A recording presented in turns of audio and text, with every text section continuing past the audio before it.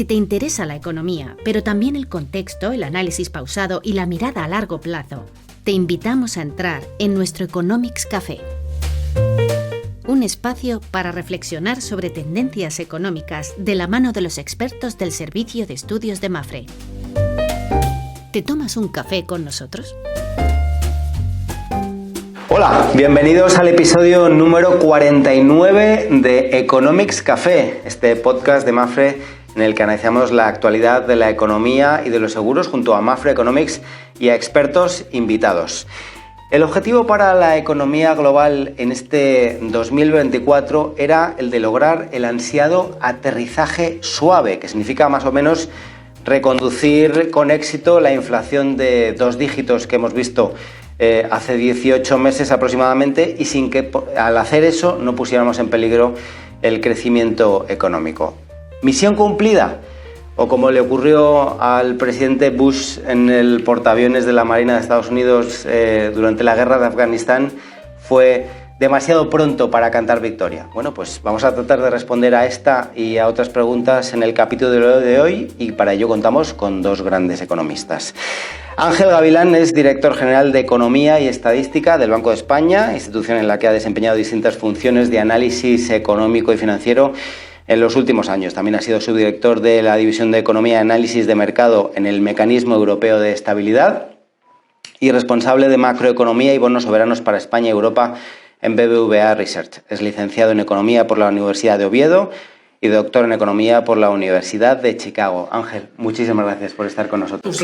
Un placer acompañaros en este podcast. Y también contamos con Gonzalo de Cadena Santiago, que es subdirector general de Mapfre Economics. Gonzalo es doctor en Economía por la Universidad de Humboldt de Berlín y cuenta también con una gran experiencia en labores de investigación en economía cuantitativa, en equipos de análisis económico y geopolítico en el ámbito público y privado. Es también socio fundador de varias startups tecnológicas enfocadas en este mismo terreno de la prospectiva y docente en programas de posgrado sobre geopolítica, macroeconomía y mercados financieros. Gonzalo, bienvenido de nuevo a Economics Café. Como siempre, un placer, Juan. Muchas gracias. Bueno, pues esa pregunta que hacíamos al principio, Ángel, ¿cómo vamos en ese objetivo que se habían marcado los principales bancos centrales y las instituciones internacionales de conseguir reconducir esa situación que teníamos de alta inflación sin poner en peligro el crecimiento? ¿Estamos consiguiendo ese objetivo o todavía no está claro? Bueno, vamos a enfocarlo 2 puntos de vista. En primer lugar, crecimiento, actividad económica, y en segundo lugar, inflación. En términos voy a hablar de actividad económica global y con algunas pinceladas también para el área del euro, y posteriormente, si queréis, podemos hablar de economía española, ¿no? A nivel global, en 2023 la actividad económica se desaceleró, el PIB global se desaceleró, pero fue más resiliente de lo que se esperaba, en parte por un mayor dinamismo del esperado, tanto en Estados Unidos como en China. ¿Qué estamos viendo en los primeros meses de 2024 y qué nos dicen las previsiones más actualizadas que han publicado, por ejemplo, recientemente Fondo Monetario Internacional, OECD o Comisión Europea? Bueno, estas previsiones lo que nos dicen es que la actividad económica global se estaría estabilizando en un crecimiento en el entorno del 3% bajo, algunas décimas ligeramente superior al crecimiento de 2023, pero todavía un nivel históricamente reducido, ¿no? en comparación con otros periodos. En todo caso, ya digo, la actividad se ha comportado algo mejor de lo que se esperaba tanto en 2023 como en los primeros meses de 2024, y por eso las revisiones de los analistas, de la mayor parte de los analistas, están siendo pequeñas décimas al alza, ¿no? Cuando miramos los indicadores más recientes, por ejemplo, vemos un dinamismo muy considerable en los PMIs de servicios. El mercado laboral a nivel global, Estados Unidos, Europa, España, sigue siendo muy fuerte, y eso es un soporte para la actividad económica, ¿no? Pero bueno, digamos, sigue siendo un crecimiento bajo para los estándares históricos, o un contexto que sigue siendo muy complejo. Hablaremos seguramente también de los riesgos sobre este escenario.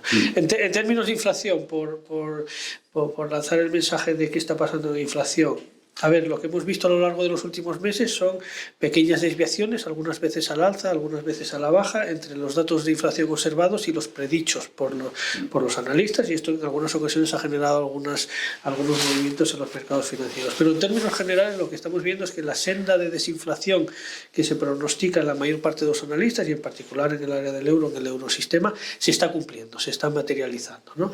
¿Y qué nos dice estas previsiones? Nos dicen que después de una desaceleración muy intensa de la inflación en 2023, fíjate que a principios de 2023 la inflación en el área del euro era cercana al 9%, la inflación se ha reducido hasta el entorno del 2,4% en abril. Bueno, esta senda va a continuar, pero a un menor ritmo, y es a un menor ritmo porque, digamos, han desaparecido o van a desaparecer los efectos base de la energía, que fueron los responsables de esta desaceleración. Pero bueno, la mayor parte de las previsiones, incluidas las del eurosistema y las de otros analistas, apuntan a que la inflación en el área del euro o la inflación en otras economías avanzadas estará en torno a los niveles objetivos a lo largo de 2025 y en el promedio de 2025, con lo que continuaría el proceso de desinflación en un contexto donde la actividad económica todavía es relativamente resiliente. Bueno, entonces parece que sí, que no podemos todavía quizá dar por la misión por cumplida, pero que estamos avanzando. Las tasas de crecimiento no son todo lo robustas que nos gustarían, la inflación todavía no está terminado el proceso, pero sí que estamos en una senda que nos invita, bueno, pues a ser razonablemente optimistas con ese objetivo. Sí, desde Mafre Economics compartimos completamente esa visión. Básicamente nos sumamos a este consenso de analistas que poco a poco se ha expandido hasta ser la totalidad de ellos, donde efectivamente, pues de alguna manera, la política monetaria global ha conseguido manufacturar un aterrizaje suave bastante estable, donde llegaremos a un output global ligeramente negativo, pero sin ser alarmante en ningún caso, donde la contribución, antes pensábamos que fundamentalmente hubiera sido la de los emergentes asiáticos, los que iban a sostener el crecimiento a nivel global, pero ha habido sorpresas positivas tanto en Estados Unidos como en algunos países de Europa, entre otros de España, que han realmente aportado moderadamente al crecimiento, con lo cual no tenemos una desaceleración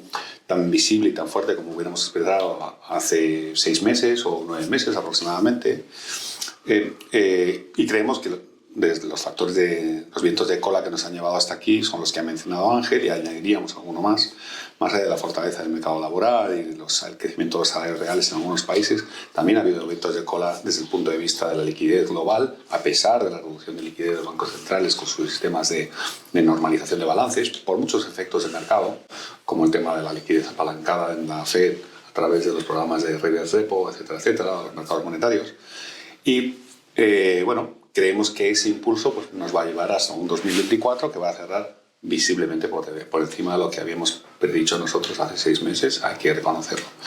En términos de inflación, tenemos también una visión similar, con una inflación global que deshace efectos, como ha dicho Ángel, efectos base del año anterior derivados de la energía.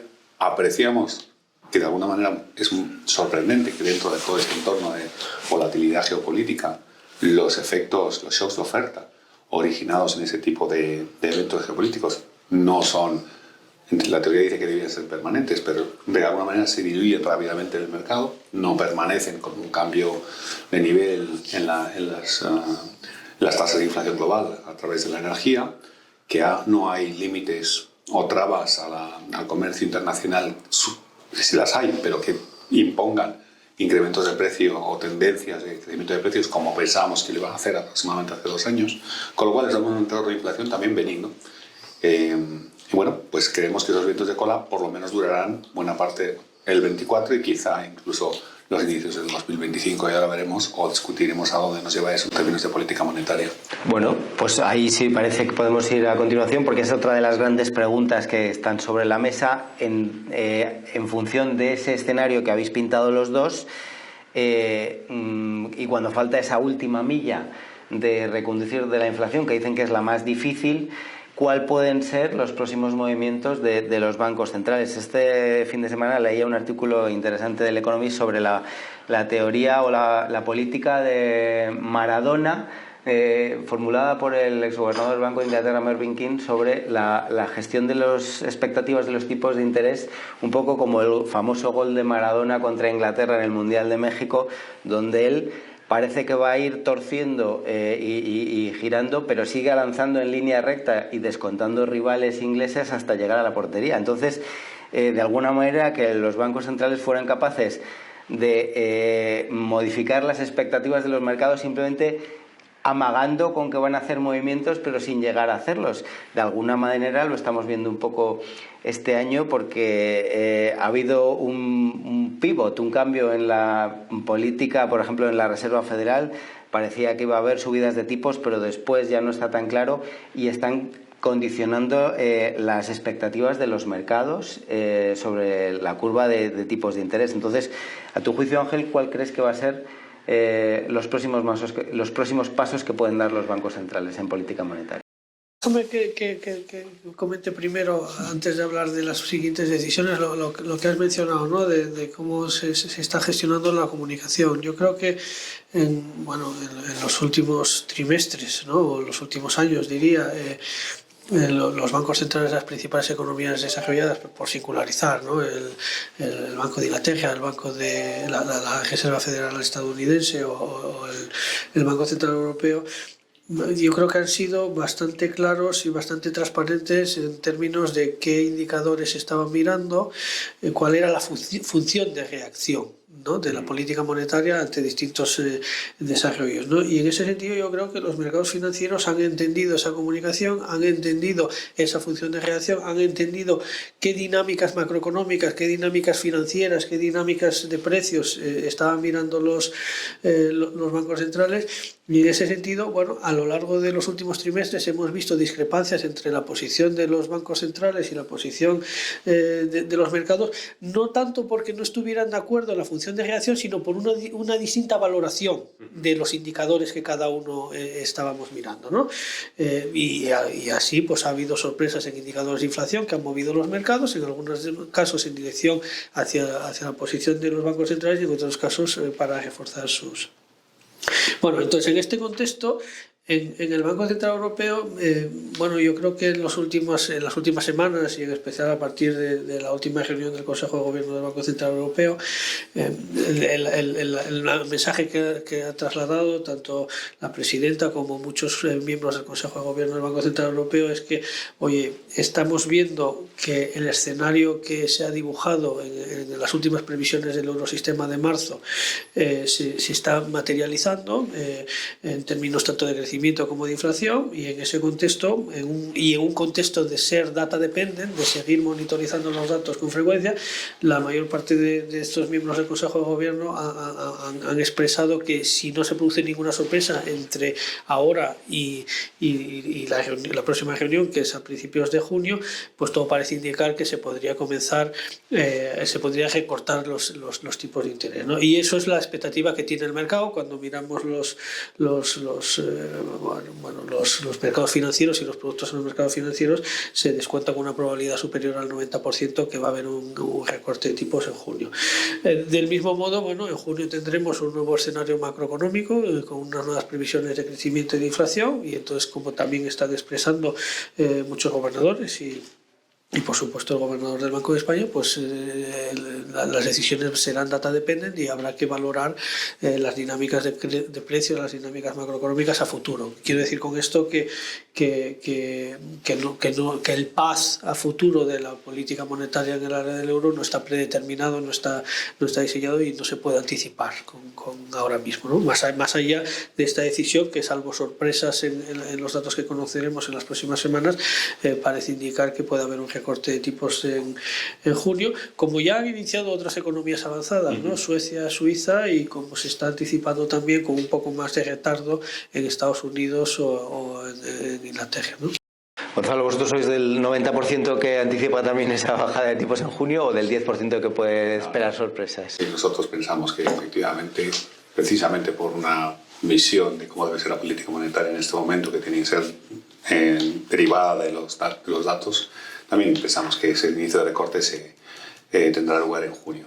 No tendría mucho sentido acompasarlo con el de que nosotros creemos que llegará de la Reserva Federal pasado el verano, porque también podría provocar también malinterpretaciones del mercado, que yo creo que es lo que en este momento realmente importa. Yo creo que el gran éxito de las autoridades monetarias de los dos lados del Atlántico, más allá de tener una visión concertada y yo creo que inteligente de cuáles son las señales que se leían al mercado, ha sido considerado también en comunicar correctamente cuáles eran sus expectativas de inflación y tipos, ¿no? Porque al final importa no tanto solamente los movimientos de tipos o el movimiento de tipo esperado, sino cómo se va a trasladar eso a lo largo de la curva, a lo largo de los diferentes plazos. Y para una entidad como por ejemplo el sector asegurador, etcétera, etcétera, eso es muy relevante por su estructura de activos y pasivos en términos del encaje, ¿no? Que de los dos lados en el balance, porque al final lo que no queremos es crear tensiones en el balance financiero del sistema. Entonces yo creo que la comunicación ha sido excelente y ha sido una de las grandes recetas del éxito para este aterrizaje suave. Comunicación de las expectativas que tienen las autoridades monetarias. Bueno, pues a corto plazo parece que no hay muchas dudas, pero ya un poco más a medio plazo ya hay que tener en la coctelera otro tipo de factores para analizar esas perspectivas económicas con los riesgos que se presentan en el panorama económico global en el momento actual. Tenemos ahí tensiones comerciales crecientes y muy importantes en los últimos años y que se han ido agudizando en este 2024. Tenemos un calendario electoral importante en este mes de junio, las elecciones europeas, pero también en noviembre las de Estados Unidos, que sin duda pueden condicionar no solo la evolución de la situación política, sino también de la economía global. Y bueno, pues tenemos dos guerras ahora mismo en Oriente Próximo y en Ucrania. ¿Cuáles son los factores que a ti más te preocupan o que más pueden condicionar el escenario central de previsiones económicas que tenéis? Bueno, a ver, en realidad ya has mencionado los principales drivers, ¿no? Y queda claro de tu introducción y ahora mencionaré yo algunos más. El escenario sigue siendo extraordinariamente complejo, la incertidumbre sigue siendo muy elevada. Es verdad que hemos superado la pandemia, la fase más aguda de la crisis energética, pero seguimos estando en presencia de shocks, algunos con distintas probabilidades de materializarse, pero que si se materializaran podrían tener un impacto muy, muy severo sobre la actividad, sobre los precios, ¿no? Una escala del conflicto en Ucrania, del conflicto en Oriente Medio, pues es difícil ponerle probabilidades, pero sabríamos que si se produce una escalada significativa tendría un impacto muy severo sobre la actividad, ¿no? Desde un punto de vista más estructural, también lo has mencionado, ¿no? Nos preocupa, digamos, esta dinámica que se observa ya de los últimos años de una ruptura o un abandono del multilateralismo, ¿no? Con un aumento creciente de los obstáculos al comercio internacional. Eso evidentemente para un área económica como el área del euro, que descansa de forma muy significativa en el sector exterior y en las exportaciones para crecer, incluso la economía española, que exporta ya más del 40% de su PIB, pues es un riesgo considerable, ¿no? Hemos demostrado que somos competitivos, pero ahora nuestro crecimiento es vulnerable a perturbaciones en este aspecto, ¿no? Y ahí, pues bueno, hemos visto la semana pasada los aranceles que ha establecido Estados Unidos frente a China, por ejemplo, del 100% en el caso de los vehículos eléctricos, que es un elemento fundamental para la transición ecológica. Veremos qué posición toma Europa, que también podría tomar una posición similar o no en julio, ¿no? Cuando se concluya un informe de análisis. Veremos qué respuesta adopta China, porque unas represalias ante estas tarifas, pues de nuevo escalarían el problema. Y esto, como han documentado distintos trabajos, tanto el Banco de España como de organismos internacionales, como el Fondo Monetario Internacional, esto podría poner en riesgo un porcentaje muy significativo de los flujos comerciales internacionales. Estamos hablando de más de un 20-30% de los flujos comerciales, ¿no? Entonces, en ese sentido, creo que es un factor de riesgo tanto en el corto plazo como en el medio plazo para el crecimiento económico. Quizá de los factores que añadiría dos factores a los que has mencionado. Bueno, sabemos, digamos, los analistas económicos llevamos muchos años ya mirando a las debilidades que existen, ¿no? en el mercado inmobiliario. inmobiliario chino. Por el momento esto no ha generado ningún episodio disruptivo, pequeños episodios pero puntuales. Está por ver si se puede producir efectivamente un aterrizaje suave del mercado inmobiliario chino. Si no se produjera y esto generara tensiones importantes financieras a nivel global o en el crecimiento de la economía china, que es uno de los principales motores del crecimiento global, pues tendría implicaciones importantes, ¿no?, para el crecimiento europeo y español. Y luego quizá otro elemento que mencionaría es, lo hemos discutido justo hace un momento, ¿no? Hay ocasiones en las que las expectativas de los mercados financieros sobre las decisiones de los bancos centrales divergen, ¿no? Y hemos visto correcciones relativamente intensas en estas expectativas. A principios del año se pensaba que los bancos centrales estadounidenses y europeos iban a bajar los tipos de interés más de 150 puntos básicos en el acumulado del año, y ahora esto podría provocar, si hubiera una corrección brusca de estas expectativas, podría provocar a su vez una corrección brusca en los mercados financieros. La bolsa está en niveles máximos o cercanos a niveles máximos, depende de la geografía, ¿no? Las primas de riesgo en muchos segmentos del mercado están en niveles relativamente reducidos. Es un factor que también hay que monitorizar, y un posible desajuste brusco en las expectativas podría provocar un repricing del mercado que tuviera implicaciones financieras globales, ¿no? Entonces también es un factor de riesgo. Diría que los riesgos fundamentalmente están orientados a la baja, ¿no?, como hemos venido discutiendo. Bueno, Gonzalo, el tema de los riesgos lo hemos tratado ampliamente también en este programa, pero recientemente tú me alertabas de dos factores a tener en cuenta: la fragmentación geoeconómica y el auge del populismo. Sí, claro, por supuesto. Eso es uno de los riesgos que nosotros también incluimos en nuestro panorama de riesgos, en este informe que recientemente hemos publicado, como uno de esos riesgos estructurales que no son independientes al ciclo en el que nos encontramos en este momento, que son más acuciantes en términos de por su impacto, por un lado, en la gobernabilidad y la gobernanza global a la hora de establecer dinámicas multilaterales para salir de un determinado problema, como el que nos podríamos encontrar en el caso de un problema en el mercado inmobiliario chino, o un problema de deuda en algún lado del Atlántico, etcétera, etcétera. Y por otro lado, el tema del auge de los populismos, la expresión más clara sobre cuál es el impacto que puede tener está relacionado precisamente con lo que ha mencionado Ángel hace un minuto, las elecciones europeas. ¿Qué ocurre en Europa si tenemos un bloque, finalmente se consolida un bloque político, pues tirando hacia unas visiones económicas y sociales y políticas de la Unión más representadas pues por esos partidos políticos que representan más el espectro más contestatario de la política europea? Eso es un riesgo derivado de los populismos y puede tener efecto en la gobernanza. Pero hay una cosa que quisiera comentar, que lo ha hecho Ángel de corrido, pero que yo creo que también cristaliza en un hecho. Siempre tratamos los riesgos como eventos independientes, y los son todo menos independientes, todos estos riesgos. Entonces, al final, algo que tenemos que factorizar en nuestra ecuación a la hora de ver hacia dónde va el balance de riesgos global es que probablemente la concreción, la materialización de uno de los riesgos esté unido a otros tantos al mismo tiempo. Y eso es lo que realmente para nosotros desataría un escenario de colas y de verdadero riesgo económico global. Por ponerte un ejemplo, no podemos esperar que se materialicen riesgos geopolíticos y no se materialicen riesgos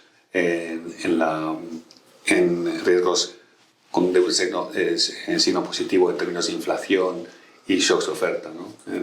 No podemos pensar que las dos cosas no vayan a ocurrir. Y si eso ocurre, el riesgo de que haya un desliz financiero derivado de la política monetaria también es elevado. Entonces, considerar todos los riesgos como eventos no independientes es clave a la hora de establecer las policy guidelines que hay que pensar sobre hacia dónde va en esta economía y cuál es el escenario alternativo. En esto quiero decir que tenemos un escenario base, pero nuestra alternativa al escenario base no es un escenario un poco peor, sino que tiene que ser un escenario sensiblemente peor por la colusión de riesgos globales, que es una de las conclusiones que nacen de este informe que recientemente hemos presentado. Vale, otro tema que tampoco ha estado demasiado en lo más alto de las preocupaciones estos últimos años, también por el contexto de tipos de interés, era la sostenibilidad de las cuentas públicas, pero ahora vemos como en un contexto de tipos más altos el coste del servicio de la deuda pues se encarece. También hemos tenido además cierta flexibilidad en el cumplimiento de los objetivos fiscales en el contexto de la pandemia, pero parece que ahora se van a endurecer los criterios. Esto es una cuestión que a ti te preocupa, Ángel, que pueda suponer un factor de mayor preocupación para la economía en este año y en los siguientes.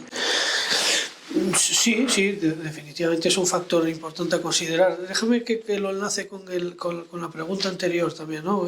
Porque hemos hablado mucho de los factores de riesgo globales, ¿no? Pero a nivel del área del euro, o a nivel de la economía europea, hay algunos factores que no diría que son de riesgo transitorio, sino estructurales, ¿no? Y bueno, uno de ellos, y el expresidente del Banco Central Europeo, Mario Draghi, está escribiendo un documento sobre ello, puede ser la pérdida de competitividad para las economías europeas que se derivan del encarecimiento de la energía, ¿no? En parte motivada por la transición ecológica, en parte motivada por las conexiones que hemos tenido en el pasado con los flujos de energía que uso, ¿no? Bueno, este es un factor estructural de primer orden para la economía europea a futuro, ¿no? No es un fenómeno global, pero sí claramente para la economía europea en su conjunto.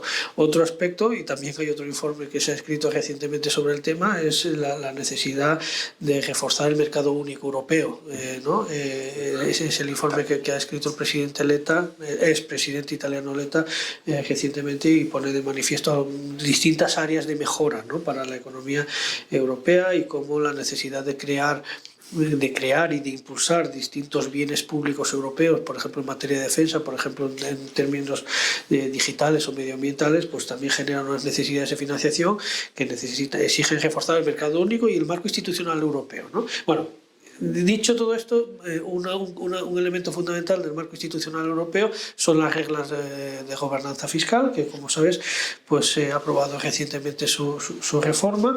El sistema anterior tenía deficiencias bien conocidas en términos de su complejidad, en términos de un escaso grado de cumplimiento. Bueno, estas reglas fiscales que se han aprobado siguen siendo todavía relativamente complejas. Se han cambiado algunos parámetros claves de las reglas, pero sigue siendo un mecanismo, un protocolo relativamente complejo. Ahora lo que tenemos que asegurarnos, por la credibilidad del proyecto europeo y por la sostenibilidad de las cuentas públicas de los países europeos, es una implementación plena y rigurosa de estas reglas fiscales, un cumplimiento, ¿no? Pleno y riguroso. Y en ese sentido, en el informe anual del Banco de España, que hemos publicado hace unas semanas, hacíamos énfasis en que, de acuerdo con nuestras estimaciones, que tratan de replicar los ejercicios que tendrán que hacer los Estados miembros junto con la Comisión Europea en términos de qué senda fiscal de ajuste tienen que implementar en los próximos años, pues nuestro informe anual ponía de manifiesto que para algunos países estas sendas son sendas no despreciables de ajuste, ¿no? Para la economía española estimábamos a lo largo de un periodo de 7 años un ajuste promedio de 0,5 puntos porcentuales de PIB cada año, para un ajuste acumulado de 3,5 puntos, ¿no? Este ajuste sería incluso mayor en otras economías muy claves, muy importantes del área del euro, como Francia o como Italia, ¿no? Entonces, es importante monitorizar, prácticamente desde septiembre, cuando empecemos a conocer los planes fiscales de los Estados miembros para de 2025 en adelante, monitorizar el cumplimiento de estos planes.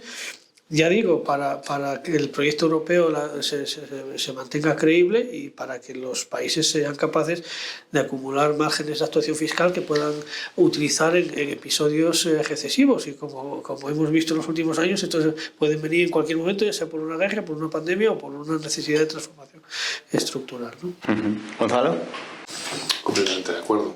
Al final, el tema de la regla fiscal en Europa, precisamente, el talón de Aquiles de los últimos años ha sido su cumplimiento y también la estructuración de reglas fiscales que fuesen comprensibles y transmitibles al conjunto de la Unión Europea. Yo creo que hay un cambio sustancial que puede ayudar a la correcta activación y cumplimiento de estas reglas, es que es su orientación hacia, no tanto a una racionalización del gasto y a obtener un superávit primario, etcétera, etcétera, sino a activar políticas que permitan un crecimiento o que sean en consonancia con políticas que permitan un crecimiento de largo plazo que nos ayude precisamente a ese equilibrio fiscal en el largo plazo. Yo creo que eso es clave y que que debe ponerse toda la atención en que eso realmente sea así.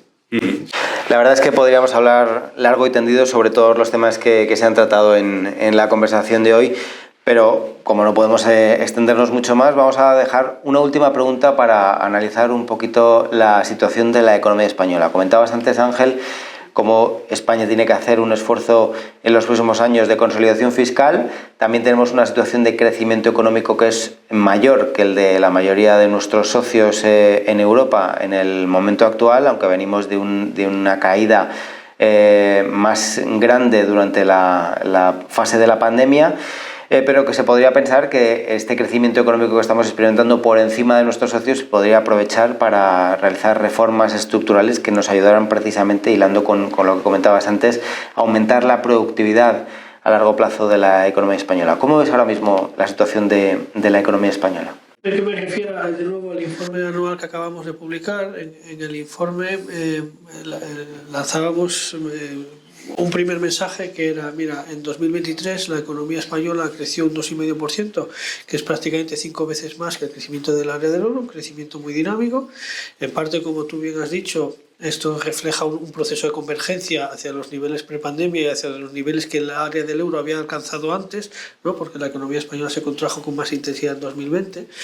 En el informe también decíamos que las perspectivas de corto plazo, 2024, 2025, 2026, para la economía española siguen siendo relativamente favorables, incluso más y con un crecimiento todavía mayor que el del área del euro, que estamos proyectando para el área del euro. O sea que un buen desempeño en el último año, proyectamos también un buen desempeño en los próximos años, pero al mismo tiempo avisamos que este crecimiento en términos per cápita no está siendo tan intenso, porque es un crecimiento que ha descansado de manera muy importante en el aumento de la población, dado que hemos tenido unos flujos migratorios muy importantes, y que la productividad sigue mostrando un comportamiento anémico como el que ha tenido la economía española en las últimas décadas y que nos ha impedido converger en renta per cápita a los niveles del promedio del área del euro. Y en ese contexto, en uno de los capítulos del informe anual hacemos alusión, como tú bien has dicho, aprovechemos este periodo relativamente benigno, dinamismo del empleo, buen comportamiento del sector exterior. El dato del primer trimestre volvió a ser bueno y sorprender al alza. Aprovechemos este periodo para desplegar, para implementar un conjunto de reformas estructurales ambiciosas que nos permitan mantener ese crecimiento a futuro, hacerlo robusto y sostenible, ¿no? Y pues mucho de ello pasa por aumentar el capital humano, el capital tecnológico. Todo ello desemboca en mayor productividad.